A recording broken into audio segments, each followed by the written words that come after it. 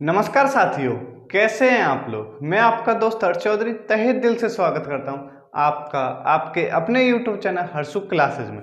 आशा करते हैं आप सभी बेहतरीन होंगे, जबरदस्त होंगे, जिंदाबाद होंगे। दोस्तों, आज हम लोग लेकर आ गए हैं आपके लिए मैथ का प्रैक्टिस सेट नंबर 9। मैथ का प्रैक्टिस सेट नंबर 9। दोस्तों, इससे पहले मैंने आपको 8 प्रैक्टिस सेट करा दिए हैं। अगर आपने उन प्रैक्टिस सेट को नहीं देखा है तो हमारे चैनल पर जाकर उन प्रैक्टिस सेट को आसानी से देख सकते हैं। दोस्तों, इस प्रैक्टिस सेट की मैंने अलग से प्लेलिस्ट बना दी है, आप वहां से भी आसानी से प्रैक्टिस सेट को सभी प्रैक्टिस सेट को देख सकते हैं। दोस्तों, आज हम लोग 9वां प्रैक्टिस सेट लेकर आ गए हैं, जो mock test UP police special बनाया गया है, यानी यूपी पुलिस स्पेशल बनाया गया है ये वाला प्रैक्टिस सेट। दोस्तों, यूपी पुलिस के पेपर में इस प्रैक्टिस सेट का टारगेट है 19 में से 19 क्वेश्चन सही करना, यानी मैथ के पोर्शन के अंदर 19 में से 19 क्वेश्चन सही करना। दोस्तों, अगर आपने अभी तक हमारी वीडियो को लाइक नहीं किया तो वीडियो को लाइक कर दें, और चैनल को सब्सक्राइब नहीं किया तो चैनल को सब्सक्राइब करना तो बिल्कुल भी ना भूलें। दोस्तों, हम यूपी पुलिस के पेपर तक इतने सारे मॉक टेस्ट करा देंगे कि आपको पूरे के पूरे क्वेश्चन इन्हीं मॉक टेस्ट से मिल जाएंगे। दोस्तों, चलिए बिना किसी देरी के क्वेश्चंस की दुनिया में सीधे चलते हैं। दोस्तों, क्वेश्चन नंबर 1 पढ़ने से पहले सबसे पहले आप एक बात समझिए। क्वेश्चन नंबर 1 दिया गया दोस्तों सिंप्लीफिकेशन से। क्वेश्चन नंबर 1 दिया गया दोस्तों सिंप्लीफिकेशन किया। जब भी क्वेश्चन आएगा तो आप उसके अंदर सबसे पहले बोर्ड मास सॉल्व करेंगे। बोर्ड मास। अब दोस्तों, ये बोर्ड मास कौन सी बला है, ये समझिए कि बोर्ड मास कौन सी बला है। दोस्तों, क्वेश्चन के अंदर आपको सबसे पहले ब्रैकेट सॉल्व करना है। सबसे पहले क्या सॉल्व करना है? ब्रैकेट। ब्रैकेट के अंदर भी सबसे पहले छोटा वाला ब्रैकेट, उसके बाद मझला ब्रैकेट और उसके बाद बड़ा वाला ब्रैकेट। दोस्तों, ब्रैकेट कैसे सॉल्व होंगे? सबसे पहले छोटा ब्रैकेट, उसके बाद मझला ब्रैकेट और उसके बाद बड़ा ब्रैकेट। फिर दोस्तों ऑफ सॉल्व होगा। फिर ऑफ सॉल्व होगा। उसके बाद दोस्तों डिवाइड, डी का मतलब है डिवाइड, उसके बाद डिवाइड सॉल्व होगा। फिर दोस्तों मल्टीप्लाई सॉल्व होगा। फिर मल्टीप्लाई सॉल्व होगा। उसके बाद दोस्तों मल्टीप्लाई के बाद ऐड या फिर सब्सट्रैक्ट में से आप कुछ भी ऐड या घटाव में से कुछ भी सॉल्व कर सकते हैं। दोस्तों, इन दोनों पे कोई भी आंसर पर चेंज नहीं पड़ेगा, या तो आप पहले ऐड करिए या फिर आप पहले घटाव करिए। दोस्तों, पर सबसे पहले आपको ब्रैकेट सॉल्व करना है। ब्रैकेट के अंदर छोटा ब्रैकेट, उसके बाद मझला ब्रैकेट, उसके बाद बड़ा ब्रैकेट। फिर दोस्तों आपको ऑफ सॉल्व करना है, उसके बाद डिवाइड, फिर मल्टीप्लाई और फिर जोड़ और घटाव, ये सॉल्व करना है। अब दोस्तों देखते हैं इससे हम कैसे अपने क्वेश्चन को बनाएंगे। दोस्तों, क्वेश्चन नंबर 1 देखिए। तो क्वेश्चन नंबर 1 आपके सामने आ गया स्क्रीन पर। तो क्वेश्चन नंबर 1 दिया गया दोस्तों बड़ा ब्रैकेट 12 डिवाइड बाई छोटा ब्रैकेट 2 गुणा 3 छोटा ब्रैकेट बंद divide by 24 divide by 8 minus 5। दोस्तों, ये आपको क्वेश्चन दिया गया है। अब दोस्तों इस क्वेश्चन को हम चुटकियों में कैसे सॉल्व करेंगे ये देखिए। तो दोस्तों, इसे सॉल्व करने के लिए सबसे पहले हम छोटा ब्रैकेट सॉल्व करेंगे। ब्रैकेट सॉल्व करेंगे, उसमें सबसे पहले हम छोटा ब्रैकेट सॉल्व करेंगे। छोटा ब्रैकेट ये आ रहा और दोस्तों ये आ रहा। तो दोस्तों इन दोनों को सॉल्व करेंगे। ये कितना हो जाएगा दोस्तों? 3 दूनी 6। ये कितना हो जाएगा दोस्तों? 3 दूनी 6। 6 का डिवाइड, उसके बाद डिवाइड सॉल्व करेंगे तो 6 का डिवाइड 12 के अंदर 6 का डिवाइड देंगे तो कितना आ जाएगा दोस्तों? 2 डिवाइड बाई, अब यहाँ पे आ गया दोस्तों 24 और 8 में से 5 गए तो कितना बचा है दोस्तों? 3। तो 24 के अंदर 3 का भाग देंगे तो कितना आ जाएगा दोस्तों? 8, यानी डिवाइड बाई 8। तो कितना आ जाएगा दोस्तों? 2/8 यानी 1/4, यानी 1/4। आशा करते हैं दोस्तों क्वेश्चन आपको समझ में आ गया होगा। 1/4 ऑप्शन नंबर ए करेक्ट हो जाएगा दोस्तों, 1/4।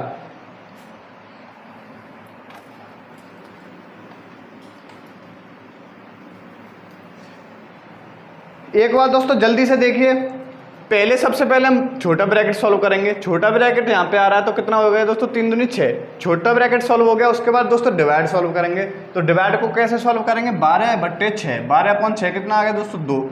और यहाँ पे कितना आ गया दोस्तों? छोटा ब्रैकेट सॉल्व होगा तो कितना आ गया? 3 और 24 डिवाइड बाई 3 यानी कितना आ गया दोस्तों? 8। 24 डिवाइड बाई 3 कितना आ गया दोस्तों? 8। तो 2 डिवाइड बाई 8 बराबर कितना आ गया? 2/8 यानी 1/4। आशा करते हैं दोस्तों क्वेश्चन आपको समझ में आ गया होगा। अब दोस्तों क्वेश्चन नंबर 2 की ओर मूव करते हैं। क्वेश्चन नंबर 2 देखिए, अगला क्वेश्चन। तो दोस्तों क्वेश्चन नंबर 2 बताने से पहले आप एक छोटी सी बात जान लीजिए। तो छोटी सी बात कौन सी है? तो दोस्तों छोटी सी बात ये है कि अगर कोई मूलधन है दोस्तों P, अगर कोई राशि है दोस्तों हमारे पास P, जिस पर हम पहली साल 7% का ब्याज लेते हैं और दूसरी साल हम 5% का ब्याज लेते हैं। दोस्तों राशि हमारी बराबर है, यानी पहली साल P पर कितने परसेंट लेते हैं? 7%, और दूसरी साल कितना लेते हैं दोस्तों? 5%। अब बोला गया दोस्तों टोटल ब्याज हमारे पास कितना आएगा? तो टोटल ब्याज कितना आ जाएगा दोस्तों? 7 + 5, यानी टोटल ब्याज हमारा कितना आ जाएगा दोस्तों? 7 + 5 यानी 12%। 12% का टोटल ब्याज आने वाला है। अब दोस्तों इस छोटी सी बात से ही हम अपने अगले वाले कॉन्सेप्ट को क्लियर करेंगे। तो दोस्तों अगर कोई मूलधन है, मान लीजिए कोई राशि हमारे पास P, बराबर राशि है P, जिस पर हमने पहली साल 7% यानी एक पैसे हमने 7% लिया और दूसरे पैसे 5% लिया। तो दोस्तों टोटल ब्याज कितना हो जाएगी दोस्तों? 7 + 5 यानी 12%। टोटल ब्याज हो जाएगी दोस्तों 12%। अब दोस्तों एक बात और बताइए कि साधारण ब्याज का फॉर्मूला क्या होता है? साधारण ब्याज का फॉर्मूला होता है दोस्तों P × R × T/100। अगर दोस्तों हम मूलधन को, वैसे तो हमारा ये वाला फॉर्मूला होता है, अगर हम मूलधन को 100 मान लें तो P से P खत्म हो जाएगा, तो ऐसा ही बराबर कितना आ जाएगा? यानी साधारण ब्याज बराबर R × T, साधारण ब्याज बराबर R × T, यानी दर का समय से मल्टीप्लाई कर देंगे तो हमारा साधारण ब्याज निकल के आ जाएगा। दर का समय से मल्टीप्लाई कर देंगे तो हमारा साधारण ब्याज निकल कर आ जाएगा। आशा करते हैं दोस्तों ये बात आपको समझ में आ गई होगी। अब दोस्तों ये छोटी सी बात से हम अपने क्वेश्चन को कैसे सॉल्व करेंगे ये जानते हैं।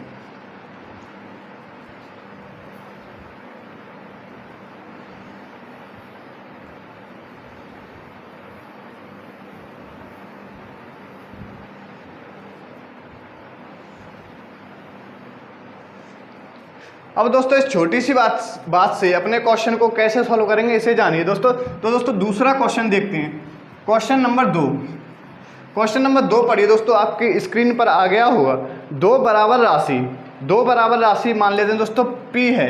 बराबर राशि कौन सी है? P। एक क्रमशः 7% और 5% के साधारण ब्याज पर उधार दी जाती है। दोस्तों एक को दे रहे हैं हम 7% के ब्याज पर, दूसरे को दे रहे हैं दोस्तों 5% के ब्याज पर। दो ऋणों पर अर्जित ब्याज 4 वर्ष में 960 रुपये जुड़ती है। तो दोस्तों ब्याज कितनी है? साधारण ब्याज कितनी है दोस्तों? 960 रुपये।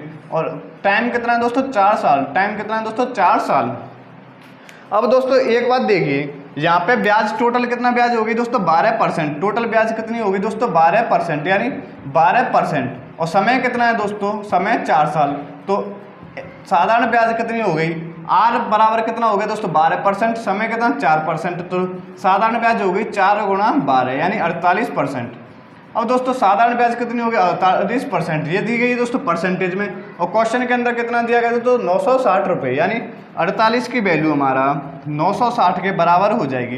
अब आपसे पूछा गया दोस्तों कि हमारा राशि कितनी थी। तो दोस्तों मूलधन कितना है दोस्तों? 100। मूलधन हमेशा 100 मानते हैं। इसे मान लेते हैं दोस्तों x। तो अब इसे काटा पीटी करेंगे तो 48 से कितनी बार कट गया दोस्तों? 20 बार, यानी कितने गुना दोस्तों? 20 गुना। अब 100 का भी हम 20 गुना कर देंगे तो हमारी x की वैल्यू निकल के आ जाएगी। तो x की वैल्यू कितना आ जाएगी दोस्तों? 100 × 20 यानी 2000 रुपये, यानी 2000 रुपये। आशा करते हैं दोस्तों क्वेश्चन आपको समझ में आ गया होगा। 2000 रुपये। दोस्तों इसके ऊपर हम एक और क्वेश्चन करेंगे, उसके बाद हम अपने कॉन्सेप्ट को लॉक करेंगे। तो ऑप्शन नंबर C करेक्ट हो जाएगा, 2000 रुपये। अब दोस्तों एक और क्वेश्चन देखिए, question number 3। Question number 3 ditto इसी कॉन्सेप्ट पर आधारित है। आप इसे स्वयं करने की कोशिश करें, उसके बाद हमारा सॉल्यूशन देखें। अब दोस्तों क्वेश्चन नंबर 3 दिया गया है। क्वेश्चन नंबर 3 दिया गया है दोस्तों, दो बराबर राशि क्रमशः 6% और 5% के साधारण ब्याज पर उधार दी गई। यानी दोस्तों कोई राशि मान लेते हैं हम P, कोई राशि मान लेते हैं P जो कि 6% और 5% के ब्याज पर उधार दी गई। दोस्तों 3 साल में 990 रुपये जुड़ते हैं दोस्तों, यानी टोटल SI कितना आ गया दोस्तों? टोटल SI आ गया हमारा 990 रुपये। टोटल SI आ गया दोस्तों 990 रुपये। टाइम कितना है दोस्तों? टाइम है हमारा 3 साल। टाइम कितना है दोस्तों? 3 साल। टाइम कितना है? 3 साल। अब दोस्तों यहाँ पे हम टोटल साल निकालेंगे तो टोटल साल कितना आ जाएगा दोस्तों? 6 और 5 11 साल। कितना आ जाएगा दोस्तों? टोटल SI कितना आ जाएगा? ब्याज कितना आ जाएगा? टोटल ब्याज बराबर 6 + 5 यानी 11%, 6 + 5 11%। और टाइम कितना है दोस्तों 3 साल, टाइम कितना है 3 साल। तो साधारण ब्याज कितना हो जाएगी दोस्तों 11 × 3 यानी 33%। साधारण ब्याज कितना हो जाएगी दोस्तों 33%। तो 33% की वैल्यू क्वेश्चन के अंदर कितना दी गई दोस्तों 990। तो हमसे पूछा गया दोस्तों 100% की वैल्यू, तो 100% की वैल्यू कैसे निकालेंगे। अब दोस्तों 33 से 390 को काटेंगे, कितनी बार कट जाएगा दोस्तों 30 बार। अब ये 30 गुना है तो ये भी 30 गुना होगा। तो x की वैल्यू कितना आ जाएगी 30 × 100। x की वैल्यू कितना आ जाएगी 3000 रुपये। x की वैल्यू आ जाएगी दोस्तों 3000 रुपये। आशा करते हैं दोस्तों क्वेश्चन आपको समझ में आ गया होगा। 3000 रुपये, ऑप्शन नंबर डी करेक्ट हो जाएगा दोस्तों 3000 रुपये। आशा करते हैं दोस्तों आपको कॉन्सेप्ट क्लियर हो गया। दोस्तों 2 क्वेश्चन मैंने कराए। अगर आपको कोई भी प्रॉब्लम हो यानी कॉन्सेप्ट को समझने में थोड़ी भी कठिनाई आई हो तो आप हमें कमेंट बॉक्स में कमेंट कर दीजिएगा। मैं अगले दिन उसी कॉन्सेप्ट को दोबारा रिवाइज करवा दूंगा। आशा करते हैं दोस्तों क्वेश्चन आपको समझ में आ गया होगा यानी कॉन्सेप्ट भी आपका क्लियर हो गया होगा। दोस्तों आप बता सकते हो मुझे कमेंट बॉक्स में कि ये तरीका कैसा लग रहा है, यानी कॉन्सेप्ट भी साथ के साथ हो रहा है और हमारा प्रैक्टिस भी साथ के साथ हो रही है। अब दोस्तों नेक्स्ट क्वेश्चन देखिए यानी क्वेश्चन नंबर 4। उसके बाद हम आपको अगला कॉन्सेप्ट बताएंगे। तो दोस्तों नेक्स्ट कॉन्सेप्ट देखिए क्वेश्चन नंबर 4। अब दोस्तों क्वेश्चन नंबर 4 पढ़ने से पहले आप मुझे एक बात बताइए। दोस्तों क्वेश्चन नंबर 4 पढ़ने से पहले आप एक बात का मुझे जवाब दीजिए। दोस्तों 10% की ब्याज है, 10% की ब्याज है। टाइम हमारा कितना है दोस्तों 2 साल। टाइम हमारा कितना है दोस्तों 2 साल। 10% की ब्याज है, टाइम हमारा 2 साल है। तो हमारा चक्रवृद्धि ब्याज पर मूलधन और मिश्र धन का अनुपात आप मुझे बता दीजिए। मूलधन और मिश्र धन का अनुपात आप मुझे बता दीजिए।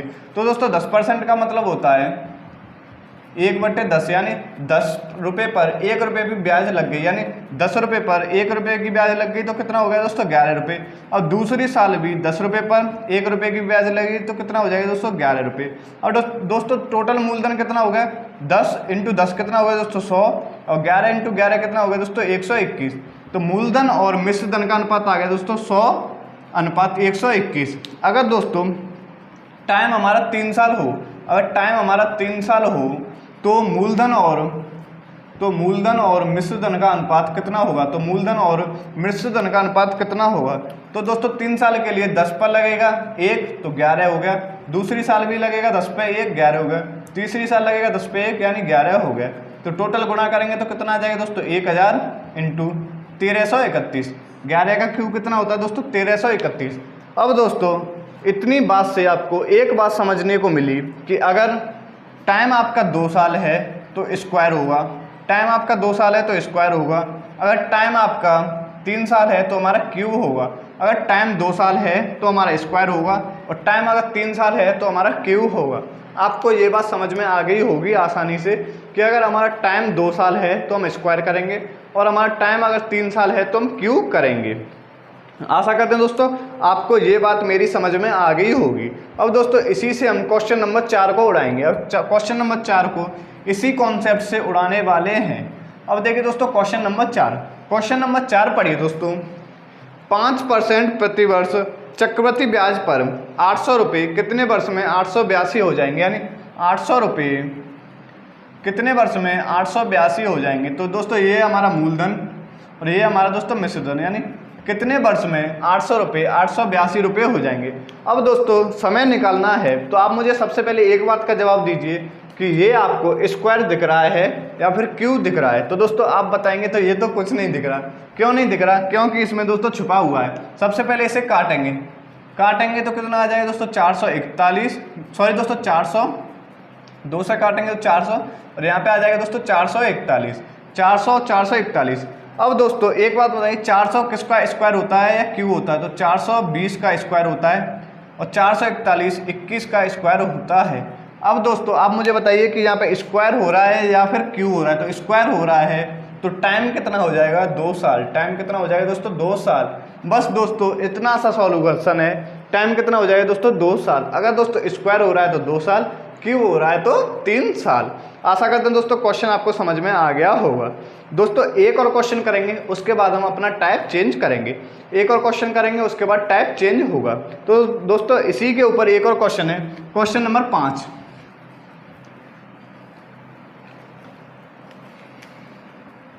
क्वेश्चन नंबर 5 बोला गया दोस्तों 5%। दोस्तों रेट से हमें कोई मतलब नहीं है, बस हमें दोस्तों मूलधन और मिश्र धन के अनुपात में ये देखना है कि स्क्वायर हो रहा है या फिर हमारा क्यू हो रहा है। दोस्तों 5% प्रतिवर्ष चक्रवृद्धि ब्याज पर 8,000 रुपये कितने वर्ष में 9261 हो जाएंगे, यानी 8,000 रुपये कितने वर्ष में 9261 हो जाएंगे।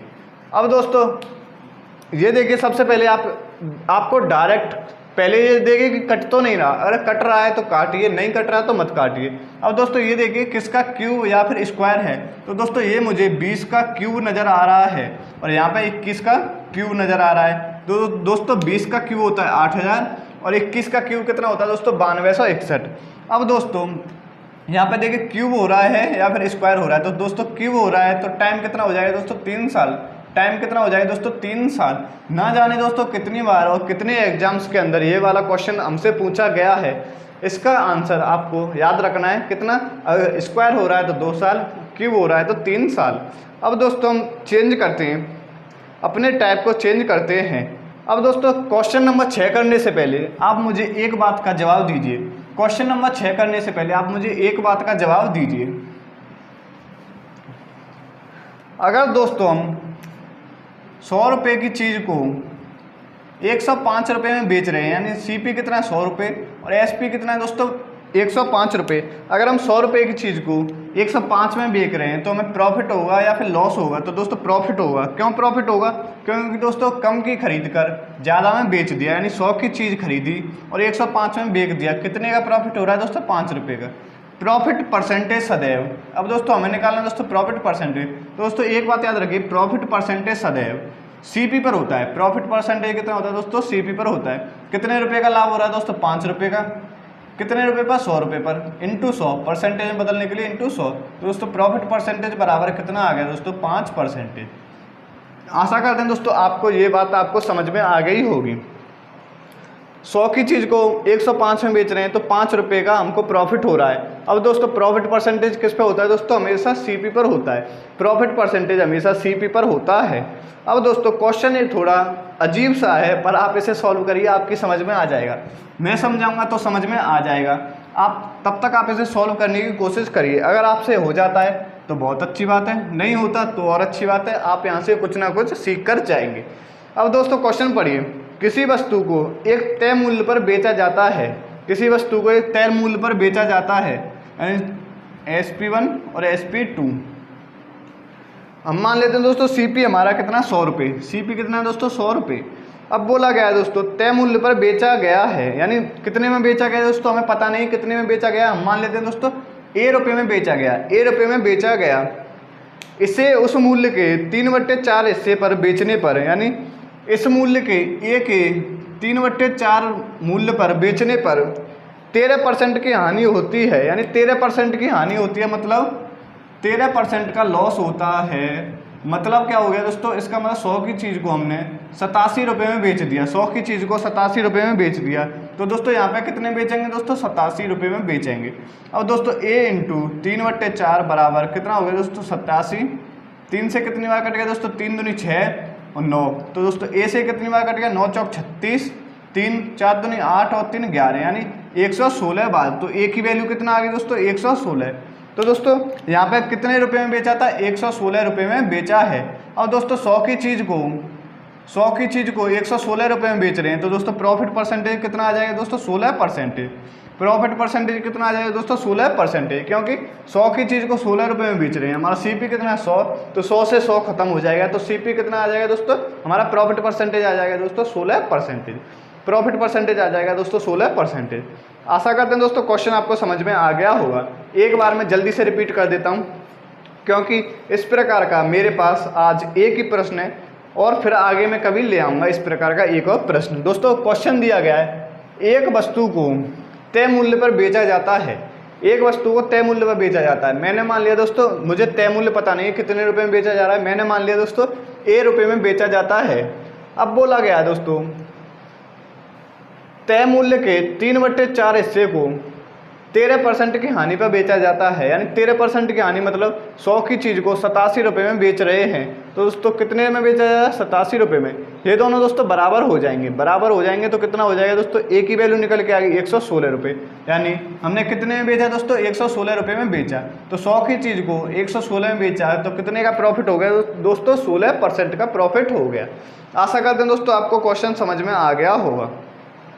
दोस्तों नेक्स्ट क्वेश्चन हमारा टाइम एंड वर्क से लिया गया है। नेक्स्ट क्वेश्चन हमारा टाइम एंड वर्क से लिया गया है। तो दोस्तों क्वेश्चन नंबर देखिए दोस्तों 7। क्वेश्चन नंबर 7, क्वेश्चन नंबर 7 बोला गया दोस्तों ए बी सी अकेले अकेले एक कार्य को क्रमशः 12, 10 और 15 दिनों में पूरा करते हैं। ए 12 दिन में पूरा करता है, बी 15 दिन में पूरा करता है और सी हमारा 10 दिन में पूरा करता है। सॉरी दोस्तों, बी हमारा 10 दिन में करता है और सी हमारा 15 दिन में पूरा करता है। अब बोला गया दोस्तों तीनों एक साथ मिलकर काम शुरू करते हैं और 3 दिन बाद बी और सी काम छोड़ देते हैं, तो शेष कार्य अकेला ए ने कितने दिन में पूरा किया? दोस्तों सबसे पहले हम एलसीएम लेंगे, तो 12, 15 और 10 का एलसीएम कितना आ गया दोस्तों? 60। तो कितना आ गया दोस्तों? क्षमता कितनी आ गई? 12 पन्ना 60, 10 चक्के 60 और 15 चौका 60। ये हो गई दोस्तों एफिशिएंसी। ये कितना हो गया दोस्तों? एफिशिएंसी यानी क्षमता। ये दोस्तों इनकी क्षमता हो गई। ये कौन से दोस्तों? डेज। ये हैं डेज और ये हैं दोस्तों टोटल डेज। तो दोस्तों 3 दिन तक तो वो एक साथ काम करते हैं दोस्तों, यानी ए बी सी ने कार्य शुरू किया, ऐसे समझिए ए बी सी ने कार्य शुरू किया तो 3 दिन बाद बी और सी काम छोड़ जाते हैं, यानी 3 दिन तक तो हमारा 3 दिन तक ए बी और सी ने किया।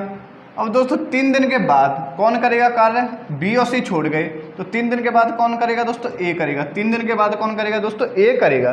कितना करेगा ये आपको बताना है और कितने दिन में करेगा। तो दोस्तों ए बी सी तीनों मिलके 3 दिन तक कार्य करते हैं। तो दोस्तों कितना आ गया दोस्तों? 5 और 6 और 4 कितना हो गया? 10 और 5 कितना हो गया दोस्तों? 15, यानी 15 इसकी क्षमता है। एक दिन में 15 कार्य कर सकता है, तो 3 दिन में कितना हो गया दोस्तों? 45 कार्य। यहाँ पे कितना हो गया दोस्तों? 45 कार्य। अब कितना बचा दोस्तों? रिमेनिंग कार्य, यानी रिमेनिंग कितना बचा दोस्तों? 60 माइनस 45 बराबर कितना बचा दोस्तों? 15। कितना बचा दोस्तों? 15। अब दोस्तों 15 कार्य को ए को करना है, तो ए एक दिन में कितना करता है दोस्तों? 5। ए एक दिन में कितना करता है दोस्तों? 5। 15 को कितने दिन में करेगा? 3 दिन में। 15 को कितने दिन में करेगा दोस्तों? 3 दिन में। आशा करते हैं दोस्तों क्वेश्चन आपको समझ में आ गया होगा। दोस्तों इसके ऊपर हम एक और क्वेश्चन कराएंगे, उसके बाद हम अपने कॉन्सेप्ट को लॉक कर देंगे।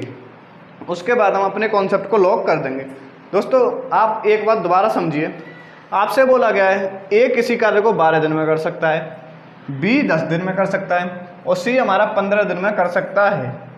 अब दोस्तों हमने एलसीएम निकाली 60, एफिशिएंसी निकाली 5, 6, 4। यहाँ तक को आपको कोई भी प्रॉब्लम नहीं है, यहाँ तक आपको कोई भी प्रॉब्लम नहीं है। अब दोस्तों बोला गया 3 दिन बाद बी और सी काम छोड़कर चले जाते हैं।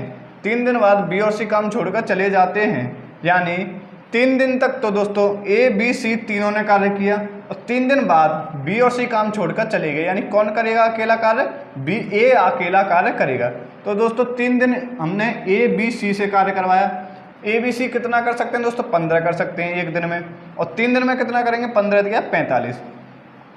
अब दोस्तों 45 कार्य ए बी सी ने कर दिया 3 दिन के अंदर, और शेष कार्य कितना बचा दोस्तों? 15। और यहाँ पे दोस्तों बी और सी काम छोड़कर चले जाते हैं, तो 15 को ए अकेला कितने दिन में करेगा दोस्तों? 15/5 यानी 3 दिन में करेगा। आशा करते हैं दोस्तों क्वेश्चन आपको समझ में आ गया होगा। नेक्स्ट क्वेश्चन देखिए दोस्तों क्वेश्चन नंबर 8।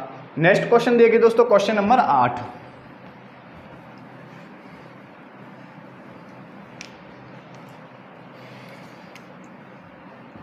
नेक्स्ट क्वेश्चन दिया गया दोस्तों ए बी सी अकेले अकेले एक कार्य को 12, 20 और 15 दिन में कर सकते हैं। ए 12 दिन में कर सकता है, बी 15 दिन में कर सकता है और सी हमारा 20 दिन में कर सकता है। सी 15 दिन में और बी कितने में? 20 दिन में कर सकता है। अब दोस्तों सबसे पहले एलसीएम लेंगे, तो एलसीएम कितना आ गया दोस्तों? 60। 12 पन्ना 60, 20 तिया 60 और 15 चौके 60। अब दोस्तों क्वेश्चन पढ़िए, आगे बोला गया तीनों एक साथ काम करते हैं, 4 दिन बाद ए और सी काम छोड़कर चले जाते हैं, 4 दिन बाद, यानी ये दोस्तों टोटल काम है, यानी 4 दिन तक तो हमारे ए बी सी तीनों मिलकर कार्य करते हैं, और 4 दिन बाद हमारा ए और सी काम छोड़ के चले जाते हैं, तो कौन करेगा दोस्तों? बी अकेला कार्य करेगा। अब दोस्तों 4 दिन तक ए बी सी कार्य करते हैं, तो ए बी सी 4 दिन में कितना कार्य करेंगे? तो दोस्तों 1 यूनिट निकालेंगे, तो 1 दिन में करेंगे 5 और 3 7, 7 और 4 11, कितना कार्य हो रहा है दोस्तों? 11। तो 11 कार्य कर रहे हैं, 4 दिन में कितना करेंगे दोस्तों? 44। 4 दिन में कितना हो गया दोस्तों? 44 कार्य हो गया। अब दोस्तों रिमेनिंग कितना बचा? 60 माइनस 44। रिमेनिंग कितना बचा दोस्तों? 60 माइनस 44, यानी 16 कार्य बचा। कार्य कितना बचा दोस्तों? हमारा रिमेनिंग कार्य बचा दोस्तों 10 में से 4 गए तो कितना आ गया दोस्तों? 6, और यहाँ 5 में से 4 गए तो कितना आ गया दोस्तों? 1, यानी 16 कार्य बचा। अब 16 को हम ए से करवाएंगे, 16 को हम बी से करवाएंगे, 16 को दोस्तों हम बी से करवाएंगे, तो बी कितना आ जाएगा दोस्तों? 16 को हम बी से करवाएंगे तो कितना आ जाएगा दोस्तों? बी बराबर 16/3, 16/3 डेज, 16/3 डेज। आशा करते हैं दोस्तों क्वेश्चन आपको समझ में आ गया होगा। दोस्तों कुछ तो लोचा हो रहा है, दोबारा देखिए। क्वेश्चन बोला गया है ए बी सी अकेले एक कार्य को 12 दिन में, 20 दिन में और 15 दिन में कर सकते हैं, यानी 60 एलसीएम हो गया। 12 पन्ना 60, 20 तिया 60 और 15 चौके 60, बिल्कुल सही है। 4 दिन तक तीनों मिलकर कार्य करते हैं, 4 दिन तीनों मिलकर कार्य करेंगे। 4 और 3 7, और 7 और 5 से कितना होता है? 12। 4 और 5 यहाँ पे दोस्तों 12 आएगा, तभी तो मैं कह रहा हूँ मिस्टेक कहाँ हो रही है। 12 आएगा, तो 12 दिन में कितना कार्य कर देंगे? 12 चौक 48, 12 दिन में 48 कार्य कर दिया, तो कितना बचेगा दोस्तों? अब 12 दिन में 48 कर दिया, तो शेष काम कितना बचा दोस्तों? 12। अब 12 को बी कितने दिन में करेगा? तो दोस्तों 4 दिन में करेगा। 12 को बी 4 दिन के अंदर करेगा, क्योंकि बी की क्षमता कितनी है? 3, बी की क्षमता 3, तो 12 को कितने दिन में करेगा? 12/3, यानी 4 दिन के अंदर करने वाला है 12 को। आशा करते हैं दोस्तों क्वेश्चन आपको समझ में आ गया होगा। अब दोस्तों नेक्स्ट क्वेश्चन देखिए, क्वेश्चन नंबर 9। नेक्स्ट क्वेश्चन देखिए दोस्तों, क्वेश्चन नंबर 9।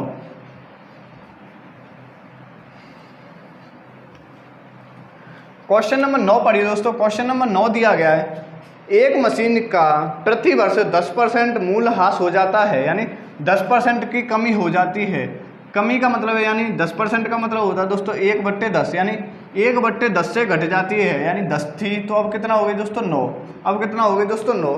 तो मशीन का वर्तमान कीमत कितना है दोस्तों? इकाई, दहाई, सैकड़ा, हज़ार, 10,000, लाख, यानी 2.5 लाख रुपए है। तो 2 वर्ष बाद मशीन का मूल्य कितना होगा? 2 वर्ष बाद पूछा गया है, तो दोस्तों पहले वर्ष हो गई 10 से 9, दूसरे वर्ष भी कितना होगी दोस्तों? 10 से 9, यानी 100 से कितना हो गई दोस्तों? 81। 100 से कितना होगी दोस्तों? 81। पहले मशीन की कीमत थी 100, अब कितना होगी दोस्तों? 81, यानी 100 की वैल्यू दी गई दोस्तों हमको 2.5 लाख रुपये। 100 की वैल्यू दी गई दोस्तों 2.5 लाख रुपये। इकाई, दहाई, सैकड़ा, हज़ार, 10,000, लाख, यानी 2.5 लाख रुपये।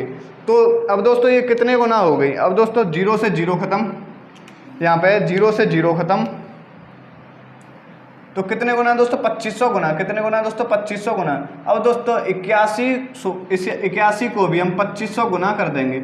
इस 81 को भी हम 2500 गुना करेंगे तो कितना आ जाएगा निकल के? 202 और 500, 202 और 500 रुपये, यानी इतना हमारा निकल के आने वाला है। क्वेश्चन समझते हैं, आशा करते हैं क्वेश्चन आपको समझ में आ गया होगा। तो ऑप्शन ए करेक्ट है। 2,25,000 रुपये, 2,25,000 रुपये। आशा करते हैं दोस्तों क्वेश्चन आपको समझ में आ गया होगा। अब दोस्तों नेक्स्ट क्वेश्चन दिया गया दोस्तों, क्वेश्चन नंबर 10। क्वेश्चन नंबर 10 दिया गया दोस्तों। अब दोस्तों ये तो हमें सिंपल फ्रैक्शन दी गई, यानी 10%।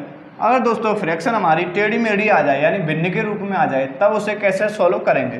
तो क्वेश्चन नंबर 10 पढ़िए। उसके लिए दोस्तों क्वेश्चन नंबर 10 पढ़िए। तो क्वेश्चन नंबर 10 दिया गया है, एक मशीन का प्रतिवर्ष 16/2/3 मूल ह्रास होता है। 16/2/3% का मूल ह्रास होता है, यानी दोस्तों 16/2/3% का मतलब होता है दोस्तों 1/6। पहले कीमत थी 6, अब कितना रहेगी दोस्तों? 1 घट गई, तो अब रहेगी दोस्तों 5।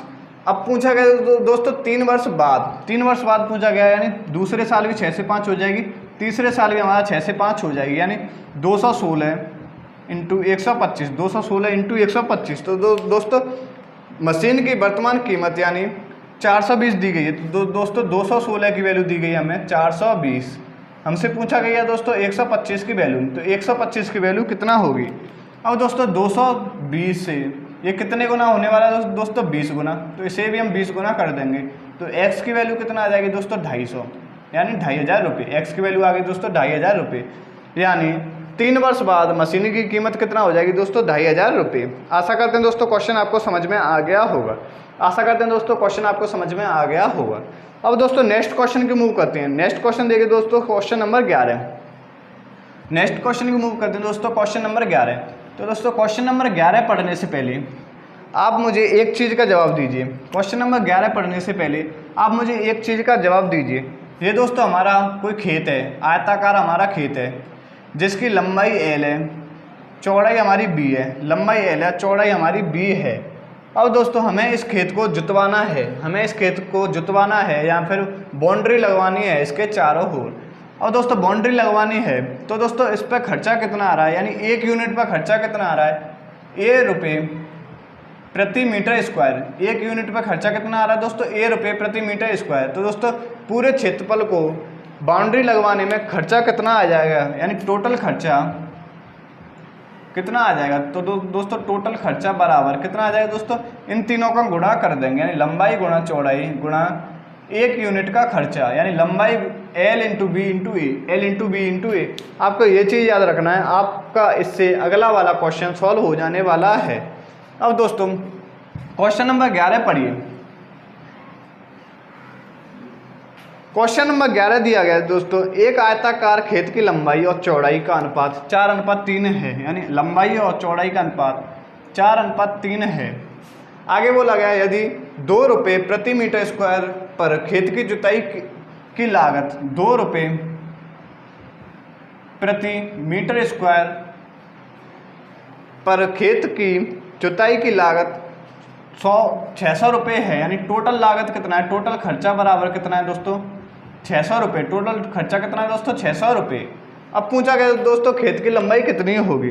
तो दोस्तों हम खेत की लंबाई यानी टोटल खर्चा निकालेंगे। तो दोस्तों टोटल खर्चा कितना आ गया 600 रुपये बराबर लंबाई कितनी होगी 4x इंटू चौड़ाई कितनी होगी 3x इंटू खर्चा कितना होगा 1 यूनिट पर खर्चा कितना है 2 रुपये। 1 यूनिट पर खर्चा कितना है 2 रुपये। और दोस्तों इसे काटा पीटी करेंगे, 4 या 12, 12 पन्ना हो गया दोस्तों 60 यानी 50। तो 2 से कितनी बार कट गया दोस्तों 25 बार। तो x की वैल्यू कितना आ गई दोस्तों 5, क्योंकि x स्क्वायर की वैल्यू है यहाँ पर 25, तो x की वैल्यू कितना आ गई दोस्तों 5। अब x की वैल्यू 5 है तो लंबाई कितनी है दोस्तों 4x। लंबाई कितनी 4x यानी 4 गुणा 5 यानी 20। लंबाई कितनी है दोस्तों 20 मीटर। लंबाई कितनी 20 मीटर। आशा करता हूँ दोस्तों क्वेश्चन आपको समझ में आ गया होगा। दोस्तों अगर क्वेश्चन आपको समझ में आ गया है तो नेक्स्ट क्वेश्चन हमारा इसी के ऊपर दिया गया है। आपको उस क्वेश्चन का आंसर हमें कमेंट बॉक्स में कमेंट करके बताना है। आपको उस क्वेश्चन का आंसर हमें कमेंट बॉक्स में कमेंट करके बताना है। Question number 12। अब हम देखते हैं दोस्तों क्वेश्चन नंबर 13। एक सिंपल सा क्वेश्चन करते हैं। Question number 13। क्वेश्चन नंबर 13 दिया गया दोस्तों x अनुपात 9 समान अनुपात 5:22 5:22। अब x और y का x इंटू वाई हमसे पूछा गया है, x इंटू वाई हमसे पूछा गया है। तो दोस्तों x अनुपात 9 यानी इसे हम लिख सकते हैं दोस्तों x/9। समान अनुपात का मतलब होता है दोस्तों बराबर, तो 5/22। तो x इंटू वाई बराबर कितना होगा दोस्तों 45। x इंटू वाई बराबर कितना होगा दोस्तों 45। आशा करते हैं दोस्तों क्वेश्चन आपको समझ में आ गया होगा। ऑप्शन नंबर बी करेक्ट हो जाएगा दोस्तों 45। ऑप्शन नंबर बी करेक्ट हो जाएगा दोस्तों हमारा 45। अब दोस्तों एक क्वेश्चन और है हमारा सिंप्लीफिकेशन से, उसे और सॉल्व करिए। सिंप्लीफिकेशन में मैंने आपको बता दिया है, सबसे पहले हम बोर्ड मास लगाएंगे, उसे के थ्रू हम सॉल्व करते जाएंगे, हमारा आंसर मिलता जाएगा। क्वेश्चन नंबर देखिए दोस्तों 14। 48 डिवाइड बाई 35 माइनस मजला ब्रैकेट 30 माइनस छोटा ब्रैकेट 31 माइनस 26 गुणा 26 डिवाइड बाई 2 26 डिवाइड बाई 2 गुणा 4। दोस्तों इसे सॉल्व करना है। सबसे पहले हम दोस्तों बोर्ड मास के थ्रू छोटे ब्रैकेट को सॉल्व करेंगे, उसके बाद मझला ब्रैकेट, उसके बाद बड़ा ब्रैकेट। दोस्तों सबसे पहले छोटे ब्रैकेट को सॉल्व करेंगे, यानी यहाँ से लेकर यहाँ तक सॉल्व करेंगे। तो दोस्तों सबसे पहले हमारा डिवाइड सॉल्व होगा, तो डिवाइड सॉल्व करेंगे तो कितना आ जाएगा दोस्तों 13 कितना आ जाएगा दोस्तों 13, और 13 चौक कितना हो जाएगा, 13 का गुणा करेंगे 4 से, 13 चौक हो गया दोस्तों 52, तो 31 माइनस 52 कितना आ गया दोस्तों 31 माइनस 52, यानी 2 में से 1 गया 1 और 5 में से 3 गए तो 2 माइनस के 21। अब मजला ब्रैकेट सॉल्व होगा तो दोस्तों 30 माइनस इंटू माइनस 21 कितना आ जाएगा दोस्तों 30 प्लस 21 यानी कितना आ जाएगा दोस्तों 51, कितना आ जाएगा दोस्तों 51। अब 51 को 35 से घटाएंगे, अब 51 को 35 से घटाएंगे तो 35 माइनस 51 कितना आ जाएगा दोस्तों 11 में से 5 गए तो 6, 4 में से 3 गए तो 1 यानी 16 माइनस के 16। अब 48 में माइनस के 16 से डिवाइड करना है तो 16 दिया कितना होता है दोस्तों 48 माइनस के 3। अब दोस्तों आपको स्टेप नहीं बनानी है पेपर के अंदर, आपको ऐसे ही सॉल्व करना है, एक एक पार्ट को पकड़ते चलिए और उसे सॉल्व करते चलिए। आपको ऐसे सॉल्व करना, जल्दी आपका आंसर निकल के आ जाएगा, आपको स्टेप फॉलो नहीं करना है। दोस्तों दोबारा बता देता हूँ, सबसे पहले छोटा ब्रैकेट सॉल्व होगा, छोटे ब्रैकेट के अंदर सबसे पहले डिवाइड सॉल्व होगा, कितना आ गया दोस्तों 13, 13 गुणा 4, 13 चौक 52, तो 31 में से 52 गए तो कितना आ जाएगा दोस्तों माइनस 21। अब माइनस 21, 30 में से माइनस करेंगे माइनस के 21 तो कितना आ जाएगा दोस्तों 51। अब 35 में से 51 घटाएंगे तो कितना आ जाएगा दोस्तों 16 माइनस के। अब 48 डिवाइड बाई माइनस के 16 डिवाइड करेंगे तो माइनस के 3 आपका आंसर निकल के आ जाने वाला है। ऑप्शन नंबर बी करेक्ट हो जाएगा, माइनस के 3। अब दोस्तों सेकंड लास्ट क्वेश्चन देखिए दोस्तों, एक क्वेश्चन आप मुझे बताइए, इस क्वेश्चन को मैं 2 तरीके से बताऊंगा आपको, इस क्वेश्चन को 2 तरीके से बताऊंगा। तो क्वेश्चन नंबर 15 देखिए, क्वेश्चन नंबर 15 देखने से पहले आप मुझे एक बात का जवाब दीजिए कि 2 साल के SI माइनस CI का अंतर कितना होता है, 2 साल के SI माइनस CI का अंतर कितना होता है। तो दोस्तों D बराबर R² बट्टे 10,000 इंटू मूलधन, ये दोस्तों फॉर्मूला होता है 2 साल के चक्रवृद्धि ब्याज और साधारण ब्याज के अंतर का। D बराबर यानी D अंतर, R हमारा रेट, P हमारा मूलधन, तो R² बट्टे 10,000 इंटू पी, R बराबर बट्टे D बराबर बट्टे R² अपॉन 10,000 इंटू पी। अब दोस्तों आप इसे डायरेक्ट भी सॉल्व कर सकते हैं, हमें 2 साल का 10% का SI कितना होता है दोस्तों, डायरेक्ट गुणा कर देंगे तो 20%, और CI कितना होता है दोस्तों 21%, CI कितना होता है दोस्तों 21%। आपको एक टेबल होती है जिसे बोलते हैं इफेक्टिव के टेबल, तो इफेक्टिव टेबल आप याद कर लीजिए, आपको वहाँ से डायरेक्ट CI निकल के आ जाएगा, कितना आ गया। तो दोस्तों 2 साल के 10% का CI कितना होता है दोस्तों 21%। अब दोस्तों नेक्स्ट क्वेश्चन आप या तो इससे कर सकते हैं या फिर आप डायरेक्ट फॉर्मूला लगाइए, फॉर्मूला से भी आ जाएगा, मैं आपको दोनों से करके बताऊंगा। क्वेश्चन बोला गया दोस्तों 800 रुपये को, यानी मूलधन कितना दिया गया दोस्तों 800 रुपये, 10% की वार्षिक चक्रवृद्धि ब्याज की दर पर निवेश किया जाता है, यानी रेट कितना दिया गया दोस्तों 10%। तो 2 वर्षों में चक्रवृद्धि ब्याज तथा साधारण ब्याज के बीच अंतर कितना होगा, टाइम कितना 2 साल। अब दोस्तों 2 साल के चक्रवृद्धि ब्याज और साधारण ब्याज के बीच अंतर का मैंने फॉर्मूला बताया है, तो दोस्तों कितना होता है फॉर्मूला, D बराबर R² बट्टे 10,000 इंटू पी। इस फॉर्मूले के अंदर आप वैल्यू रख दीजिए, आपका डिफरेंस निकल के आ जाएगा। R कितना दोस्तों 10%, यानी 10 इंटू 10 अपॉन 10,000 इंटू मूलधन कितना है दोस्तों 800 रुपये, मूलधन कितना है दोस्तों 800 रुपये। अब दोस्तों काटा पीटी करेंगे, 2 जीरो से 2 जीरो खत्म, यहाँ पे 2 जीरो से 2 जीरो खत्म, तो D बराबर कितना आ गया दोस्तों 8 रुपये। डिफरेंस कितना आ गया दोस्तों 8 रुपये, डिफरेंस कितना आ गया दोस्तों 8 रुपये। आशा करते हैं दोस्तों क्वेश्चन आपको समझ में आ गया होगा। अब दोस्तों दूसरे फॉर्मेट से मैं बता देता हूँ डायरेक्ट से कैसे सॉल्व करेंगे। तो 2 साल का CI कितना होता है दोस्तों, 2 साल का डायरेक्ट देखिए दोस्तों, 2 साल का SI कितना होता है दोस्तों 20%, और 2 साल का CI कितना होता है दोस्तों 21%। अब दोस्तों अंतर पूछा गया, अंतर कितना होगा दोस्तों 1%, अंतर कितना होता है दोस्तों इसके अंदर 1%, तो 800 रुपये का डायरेक्ट हम 1% निकाल देंगे तो हमारा आंसर निकल के आ जाएगा। 800 रुपये का 1% कितना होता है, परसेंटेज से 2 जीरो खत्म, कितना होगा दोस्तों 8 रुपये, कितना होगा दोस्तों 8 रुपये। आशा करते हैं दोस्तों क्वेश्चन आपको पसंद आया होगा और कॉन्सेप्ट भी आपको समझ में आ गया होगा। अब दोस्तों नेक्स्ट क्वेश्चन दिया गया है 900 रुपये को, यानी क्वेश्चन नंबर 16। क्वेश्चन नंबर 16 देखिए दोस्तों, 16वां नंबर है और हमारा लास्ट क्वेश्चन है। कितना मूलधन दिया गया दोस्तों 900, परसेंटेज कितना है 20%। अब 2 साल का SI माइनस 2 साल का CI के बीच अंतर पूछा गया है। अंतर का फॉर्मूला लगाइए, D बराबर R² बट्टे 10,000 इंटू मूलधन। इसे फॉर्मूला लगाइए और हमारा आंसर निकल के आ जाएगा। तो डिफरेंस बराबर R कितना दिया गया दोस्तों, 20 इंटू 20 बट्टे 10,000। मूलधन कितना दिया गया दोस्तों, 900 रुपये। मूलधन कितना दिया गया दोस्तों, 900 रुपये। 2 जीरो से 2 जीरो खत्म, यहाँ पे 2 जीरो खत्म। तो D बराबर कितना आ गया दोस्तों, 4 रुपये। D बराबर कितना आ गया दोस्तों, 4 रुपये। तो D बराबर कितना आ गया दोस्तों, 9 चौक 36, सॉरी 9 चौक 36। D बराबर कितना आ गया दोस्तों, 36 रुपये। ऑप्शन नंबर बी करेक्ट हो जाएगा, 36 रुपये। आशा करते हैं दोस्तों आपको आज का मॉक टेस्ट पसंद आया होगा। अगर मॉक टेस्ट आपको अच्छा लगा हुआ हो तो वीडियो को लाइक करें और चैनल को सब्सक्राइब करना तो बिल्कुल भी ना भूलें। दोस्तों वीडियो के नीचे एक प्यारा सा कमेंट करके जाएं ताकि हमें आगे वीडियो बनाने के लिए एक मोटिवेशन मिलता रहे। चलिए दोस्तों मिलते हैं अगले मॉक टेस्ट के अंदर, तब तक के लिए bye bye, take care and जय हिंद।